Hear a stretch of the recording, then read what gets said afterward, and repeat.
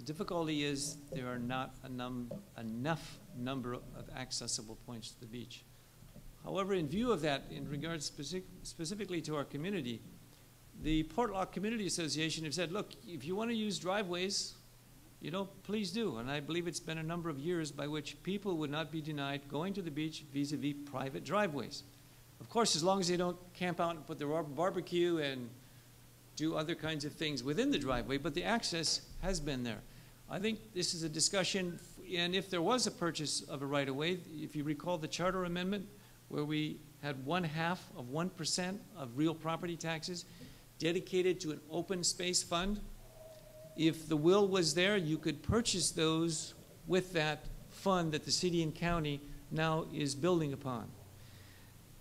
Other than that, I think the discussion within the community needs to continue. And mind you, this has been a 10 to 20-year ongoing discussion of which it's been property owners' rights versus beach access rights. Increasing taxes is exactly the wrong thing to do. So I'm sorry, and my apology to whoever asked the question, but in terms of policy and theory of economics, when times are hard, raising taxes is not a good thing. Folks have been isolated to mites, and unfortunately the cure of this mite, or how to remedy the situation, has not been found. However, the notion of containment was attempted, but very, very poorly. The notion was to keep it on this island and not get it over to the big island. And as you, well, some of you may know, Hawaii exports queen bees to all over the world. We are very, very prolific in our beehives. The unfortunate thing is somehow on some container or some plane or some ship or some canoe, it got to the other islands. And as much as we've tried to, from the super ferry onwards, keep invasive species in check, this one has got out of control, not only in Hawaii, however, but on the whole of the United States mainland and in other places. It's a very serious threat. Pollination is a very important part of agriculture, and it's something that we need to pursue, but we need to keep our hives in particular monitored very, very, very closely. Thank you. We support charter schools. Charter schools are a breath of fresh air. However, they're not being funded equally. They offer a lot of promise, a lot of alternatives. They are, if you will, a new hope, but until they get equal funding, they may be in jeopardy. The difficulty with the educational system, as I said, is accountability and the structure of the hierarchy. How we are measuring who is held accountable to what in the standards. We have no way of being accountable. And the author of the question is definitely correct. There is an inverse correlation with money and achievement. There is not a relationship between the more money you put in, the more achievement you get out of it. In fact, the studies say it's inverse, meaning the opposite. So it has to do with management, it has to do with structure, it has to do with function. And if you will, that's leadership, that's management, that's political will. It's saying that Hawaii, we've got to up our expectations for our educational system. It's saying, Hawaii, with parents, you've got to up the expectations of your children and your teachers. And it's saying to the schools, you've got to up your expectations for that which you're delivering. It can be done. It's been done everywhere, and we can do it.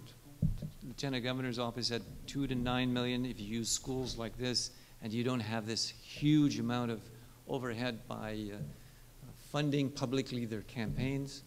It's very affordable, and it was part of the insight that the forefathers, if you will, of this state said that when there are things in the legislature, and mind you, ladies and gentlemen, 90% of the legislature and all the elected bodies in this state are one party. You all know what a one-party system does in other kinds of systems in other parts of the world.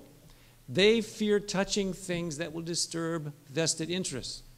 There are vested interests who say if we change, even though the mantra is change for this 2008 election, the fear of change is so much that a con would change too much in too many ways in too much of the pie that some people have.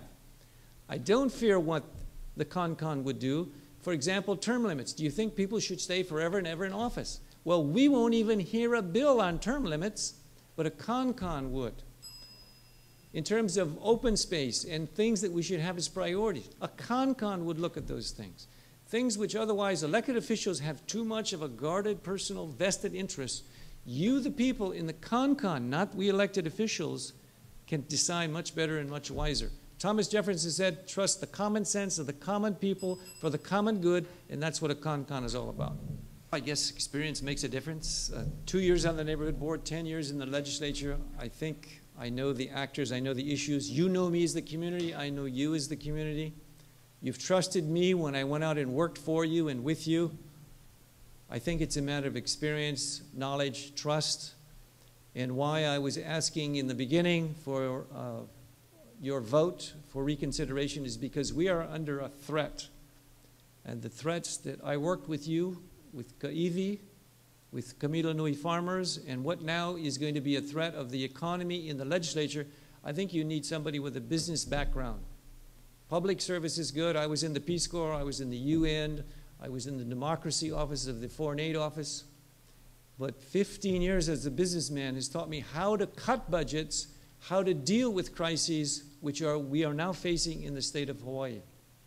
That's why I think it's important to get somebody with experience and someone who's been in there with the actors, someone who can work with the governor, someone who can work across the aisle, and someone who knows those people who are the decision makers in the state of Hawaii and the city and county of Honolulu. It's your turn to decide which candidate can best protect the Camilo Nui farmers, the environment here. Which candidate can best keep the cabins off Kaiwi? Which candidate can stave off this financial crisis? I would submit to you, with the last 2 years work in the community, with the Camilo Nui farmers, with the Kaiwi situation, and with my business background of 20 years of executive experience in the private and nonprofit sector, you have a candidate who you can put to use to continue to resolve these problems that we face very, very seriously in this community. Another concern that I am very, very dedicated to, and other than not raising your taxes or fees, is to make sure the political will for renewable energy is implemented this year, 2009 session, that we do not remain dependent upon fossil fuel, but we have solar energy, we have the geothermal, we have the wave energy, and we have the tax credits for the incentives for the people to use those. But unless we take the wake-up call of these $5 a gallon of the last few months, we will have lost the chance that we've had. I'm very proud to have served this community. I'm here to run for re-election because this community now, so many years later, is under threat. There are 4 threats: the cabins on Kaiwi, the Camilo Nui farmers, the state budget and the national budget, and that which we have now in terms of an energy crisis. I'm running for re-election to fight those